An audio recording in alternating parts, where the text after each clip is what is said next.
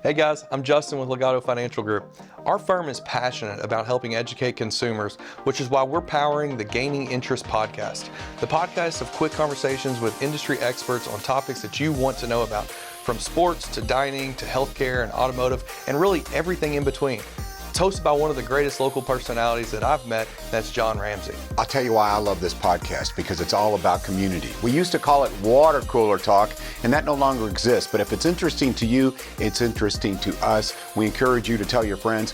As Justin mentioned, we're going to talk about everything under the sun. We will be gaining interest, and we appreciate you watching. Hello and welcome once again to Gaining Interest, powered by Legato Financial Group. Now, if I told you my guest, David McKnight, was a best-selling author and a respected expert in his field, that would be impressive enough. But the fact that he can save you money on your taxes and give you the retirement of your dreams, well, now I have your interest. And he is my next guest, Mr. David McKnight, the author of Power of Zero. First of all, welcome to Kentucky, David. Well, thank you very much. I'm so glad that you are here. Okay, let's go ahead and get it out. Why are you here? Obviously, you're highly respected. We'll talk about that in your book, but you go all around the country. What do people seek when they talk to you, David? Well, I think what they're hoping that I deliver is the message that I outline in the Power of Zero. And that's a message that basically says that we believe that tax rates, even 10 years from now, are likely to be dramatically higher than they are today. And given that premise, we should not be saving for retirement in the ways that we always have.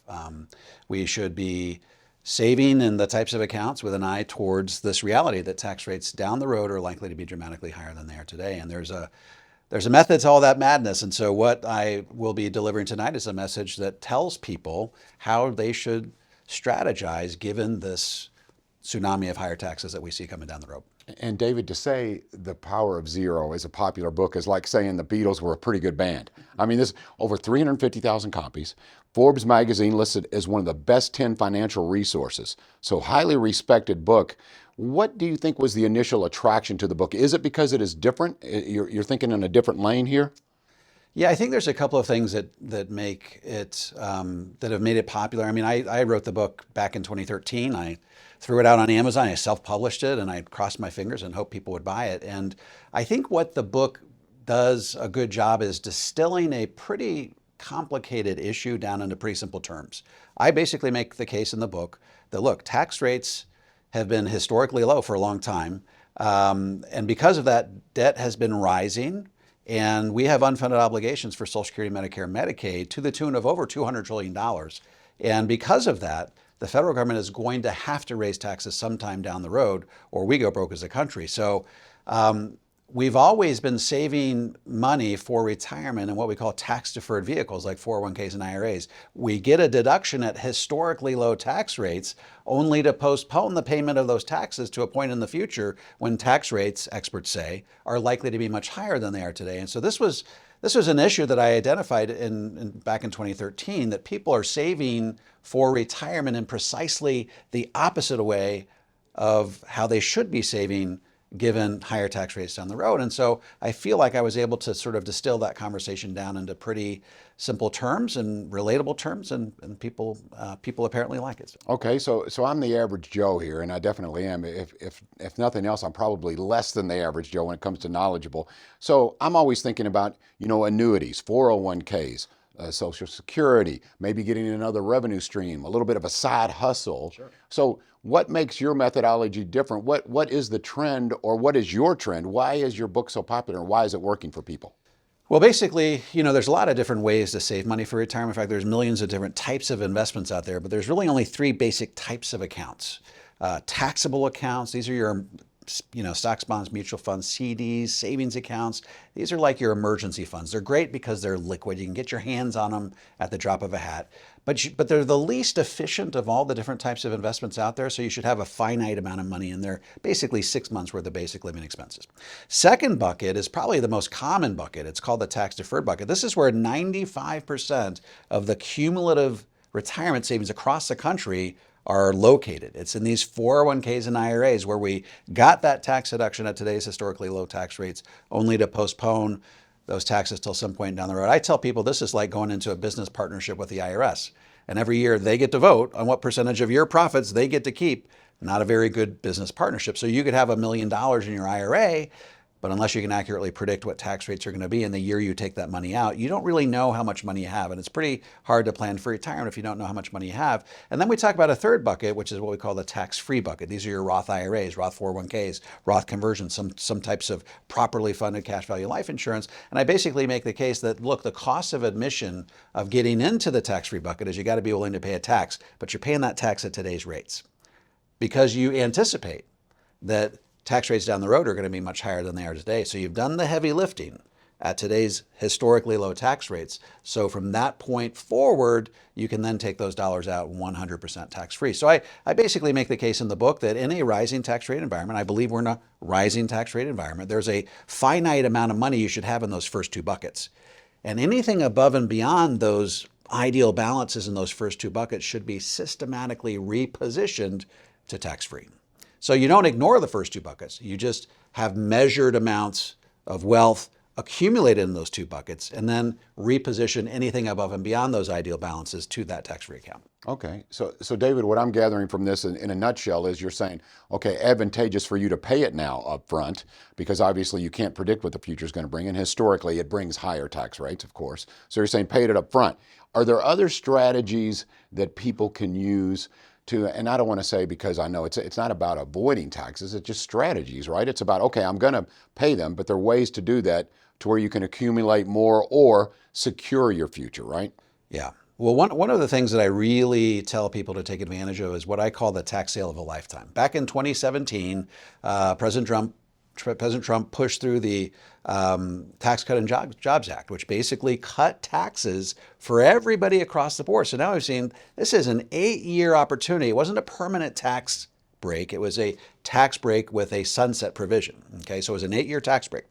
And what that did was it cut taxes for everybody all across the board. So for example, if somebody is looking to start doing some Roth conversions between now and 2026, when that tax sale of a lifetime ends, this is prime opportunity to get money into the tax-free bucket and pay even lower lower tax rates from a historical perspective. And so one of my favorite tax brackets in the entire Trump tax code is the 24% tax bracket. Why? Well, most people that we see day in and day out are in the 22% tax bracket. And what we tell people is if you're going to be doing some Roth converting, convert to the top of the 22% tax bracket. You're not going to feel that tax bite because you're already in the 22% tax bracket.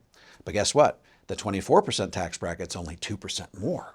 But it gives you an extra $230,000 of shifting space. So if you have $1 million in your IRA and you try to stay in your 22% tax bracket, you're never going to get all that money shifted over by sticking in that one tax bracket. But guess what? If you take full advantage of the 24% tax bracket, it goes all the way up to about $374,000 for 2% more. You can get hundreds of thousands of dollars repositioned to tax-free. And guess what? Come 2026, that 22 becomes 25, the 24 becomes 28.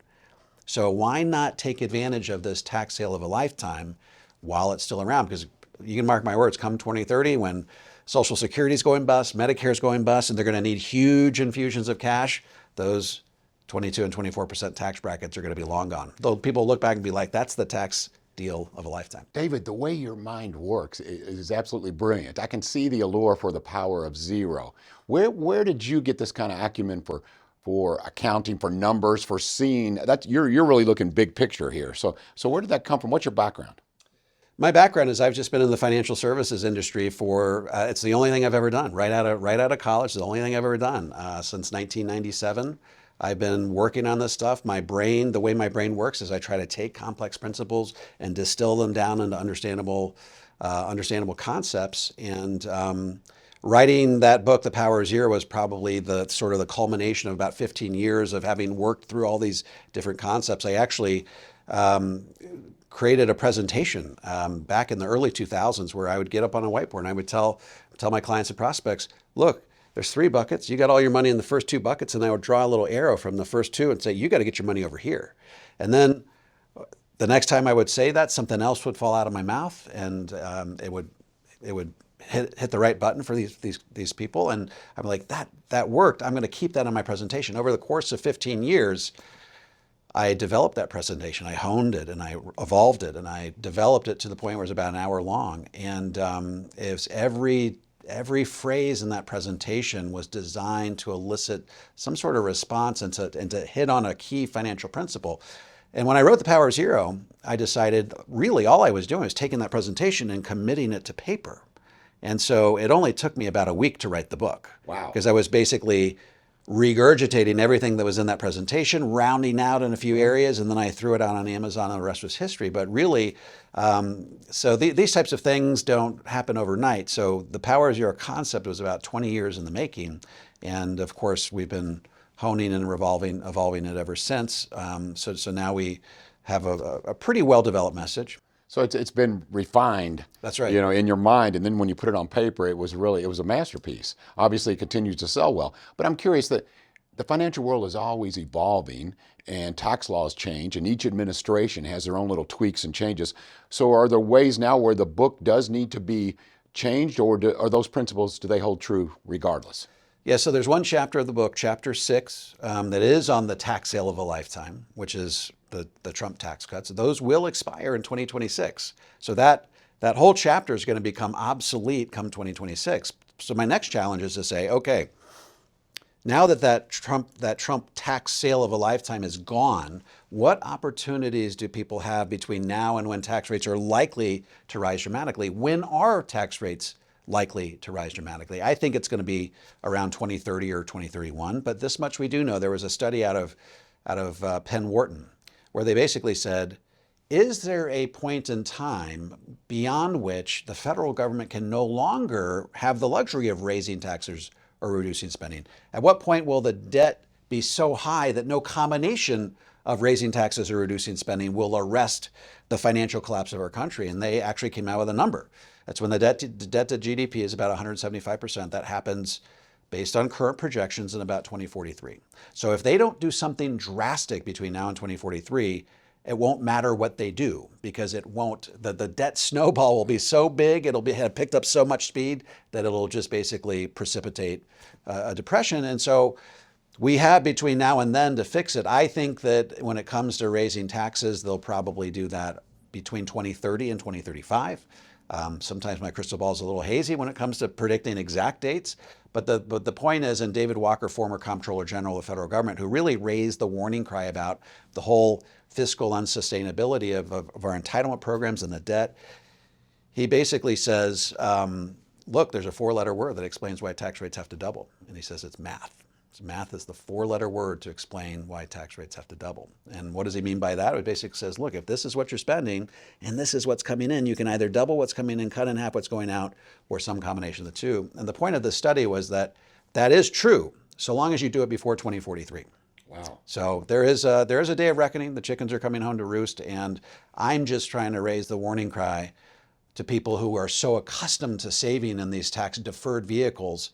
They're deferring that tax into a future when all of the experts are saying tax rates could be twice as high as they are today. Wow. So, your news is alarming, and it'll get your attention very quickly. So how do you keep the advisors, the people that you talk to and that you mentor, how do you keep them optimistic going into the future about their business and the financial future?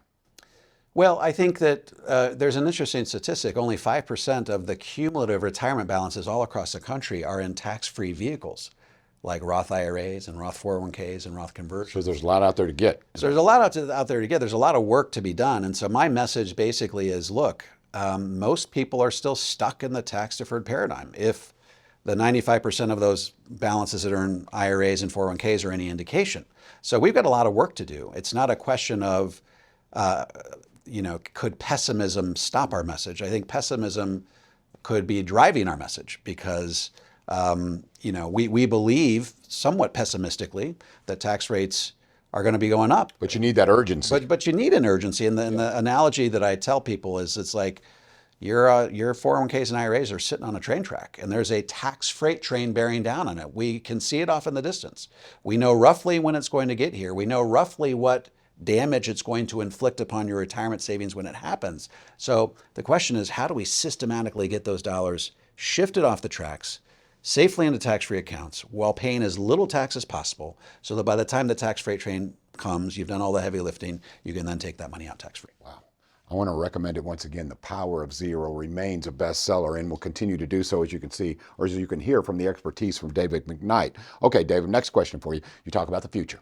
A lot of people want to get into and want to understand estate planning a little bit better, how to leave something for their kiddos, for lack of a better term here. So are there any strategies you would suggest there if you want to take some of that wealth and make sure your kids are good? You bet. So something happens a couple years ago.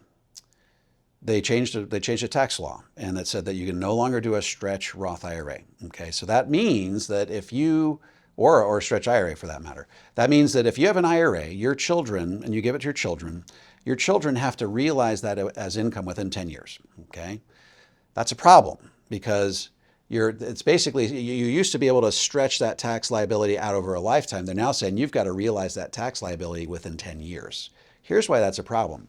When you die, your kids, when they inherit that money, are going to be at their peak earning years. They're going to be at their highest marginal tax brackets at a period in time when they can at least afford to pay the tax.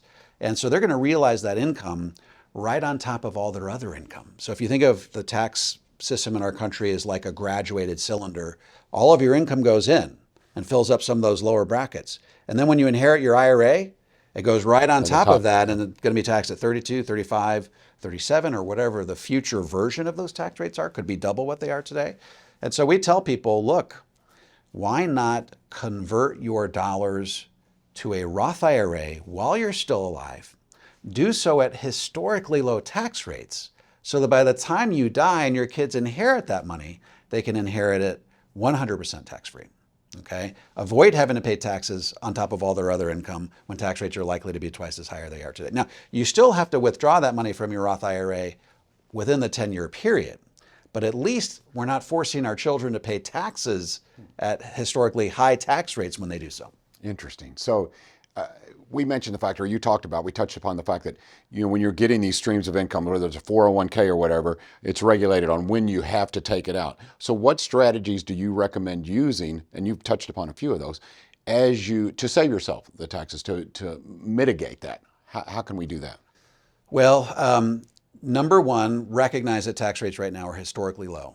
Number two, do it while you're married, because once you have a spouse that dies, your tax brackets contract by half. Okay, I tell people, hey, the only thing that's worse than having your tax rate double because the federal government raised your taxes is to have your tax rate quadruple. How does that happen? Well, the federal government could raise taxes. They could double them. In fact, many people have predicted that. And once your spouse dies, then your tax bracket gets chopped in half. So basically, it's twice as easy to rise into a higher tax bracket once your spouse dies. So what am I saying? Number one, take advantage while tax rates are historically low. Number two, take advantage of tax rates while you're married filing jointly, because your tax brackets are much bigger by comparison. Interesting. So we've talked a little bit about the future, estate planning. We've talked about how to mitigate some of your tax obligations. So now, are there tax credits available now, or that you say maybe in the immediate future that people can take advantage of that they may not be aware of?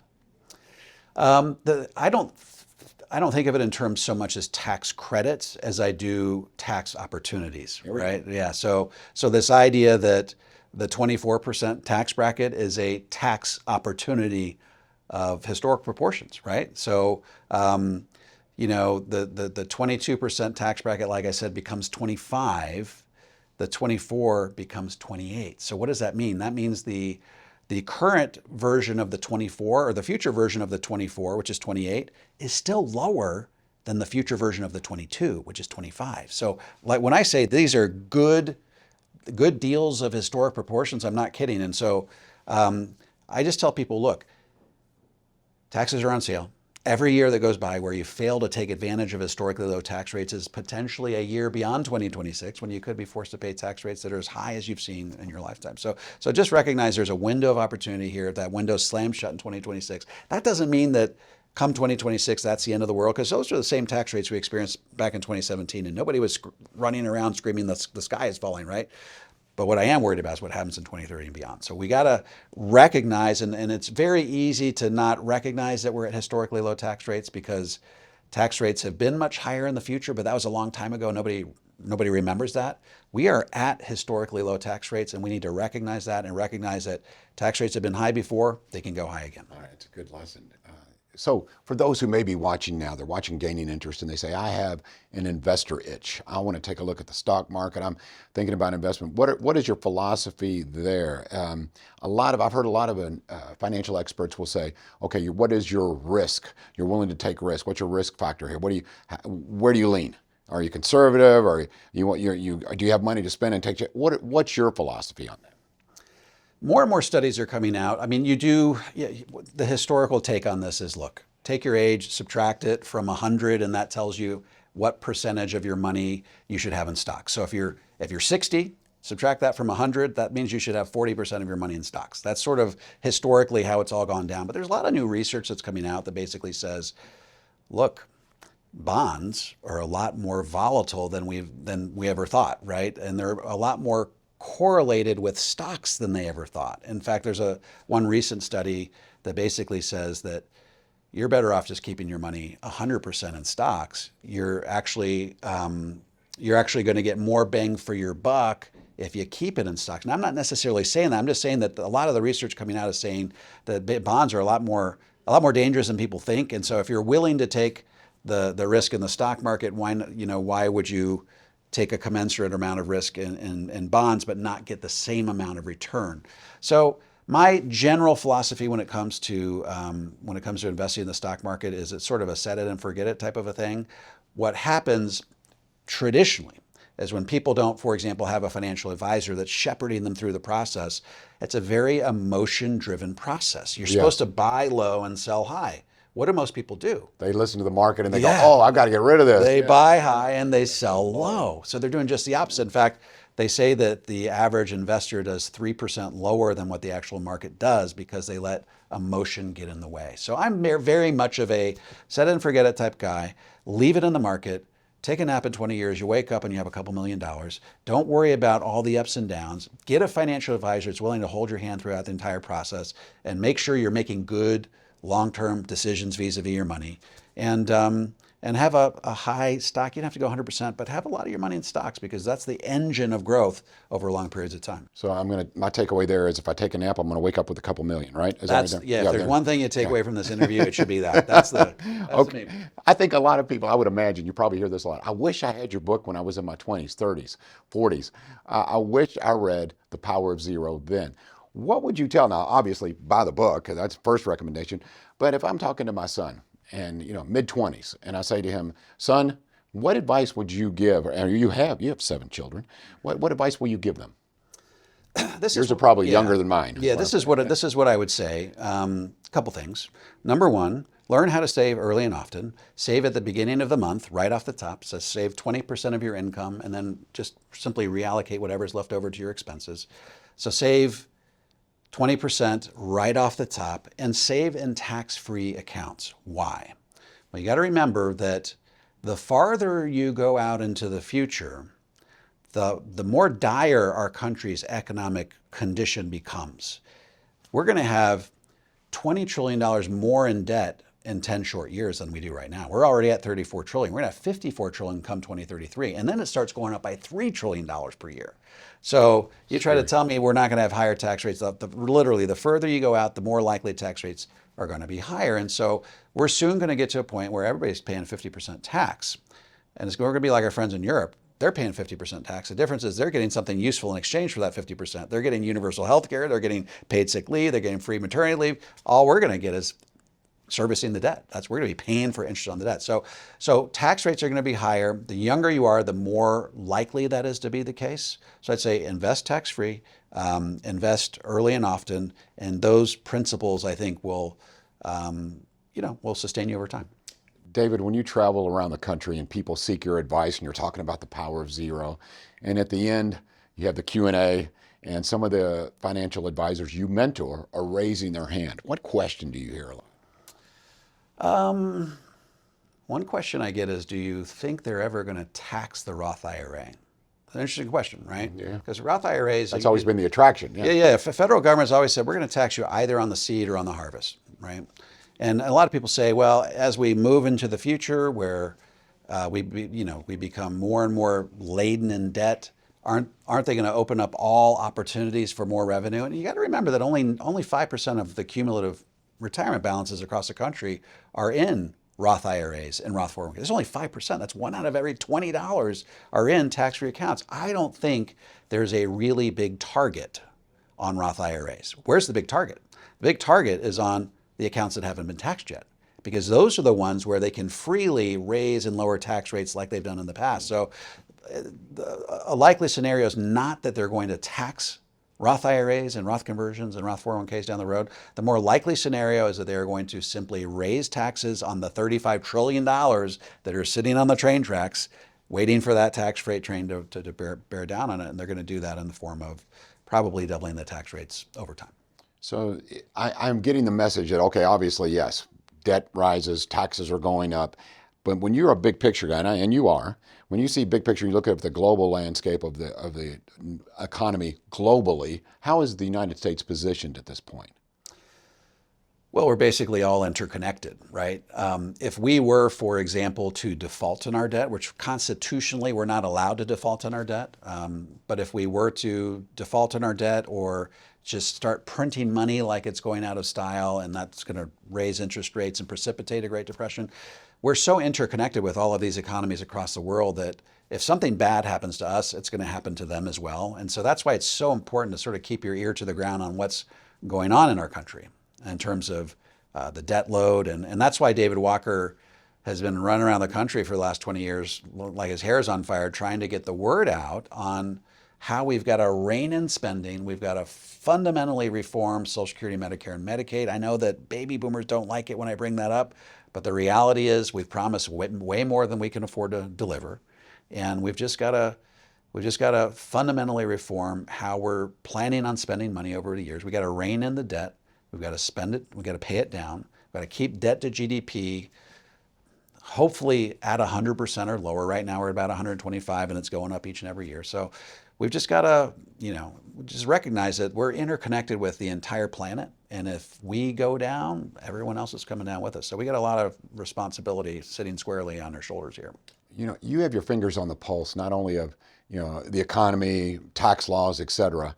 Where does the reward come for you? What is the satisfaction for you? Do you get people who say, okay, I've read The Power of Zero. It changed my life. You made me, or you gave me the retirement of my dreams. Do you get those kind of emails and letters or feedback? And that has to feel good because you're sharing your knowledge that, as you said, it took 20 years to hone. How does that feel? Right. It feels good. I like not just getting those emails from members of the general public. I love getting it from financial advisors, because if I can affect a member of the general public, that affects one person or maybe their maybe their immediate family. If I can affect a financial advisor, that affects all of their clients and prospects. Yeah, they're affecting the whole team. Right. So if I can go to a conference and speak to 250 advisors and have them all have that paradigm shift and that epiphany, wow, tax rates are going up. I got to completely and fundamentally reform how I do business, day in and day out. That's very gratifying, because I know that those advisors are going to have a chance to influence their sphere of influence, and that's really makes my job a lot easier. David, there's a lot of people probably watching or listening, and they're saying, I wish I had David McKnight to sit down with, like I've had the advantage of doing, and be able to talk to, because I think I'm behind the curve. I'm not where I need to be at the age of 40 or 50 or whatever the case may be. What would you tell them right now? Would you say, get with a financial advisor? Do you have a list on The Power of Zero? Do you have maybe on your website of people that you recommend who follow your principles? Yeah, so that's davidmcknight.com. What I would really recommend that they do is not give up hope. I remember at the end of one of my presentations, a lady came up to me and she said, "Thanks a lot, Dave. Now I'm in a really bad mood." And I said, why are you in such a bad mood? She goes, "Because I got all my money sitting in the tax deferred bucket, 401ks, IRAs." I said, "Let me see if I understand this correctly. You contributed to those buckets when tax rates were much higher than they were today. You got a deduction at those higher rates for doing so. You now have a 3 to 6 year period of time during which to take advantage of historically low tax rates. So you get those assets repositioned to tax-free so that by the time tax rates do double over time, you've done all the heavy lifting, you can then take that money out tax-free. I said, is that why you're in such a bad mood? She goes, well, gosh, Dave, I never really thought about it that way. So we're there. It's no time to fret. We still have this window of opportunity that's wide open. We can still take advantage of historically low tax rates. So I would tell people, look, if ever there were a time in the history of our country where these principles can be taken advantage of and be applied to our personal financial situations, it's right now. So let's take advantage of it. This has been really enlightening, David. I appreciate your expertise. Now, for those who want to get The Power of Zero, I'm sure any bookstore, Amazon, where would you recommend? Go to your website, right? No, actually, just go to Amazon. That's the cheapest place to get it. David, thank you so much. My pleasure. David McKnight, the author of The Power of Zero on Gaining Interest, powered by Legato Financial Group. Thank you so much for watching, and we'll see you next time.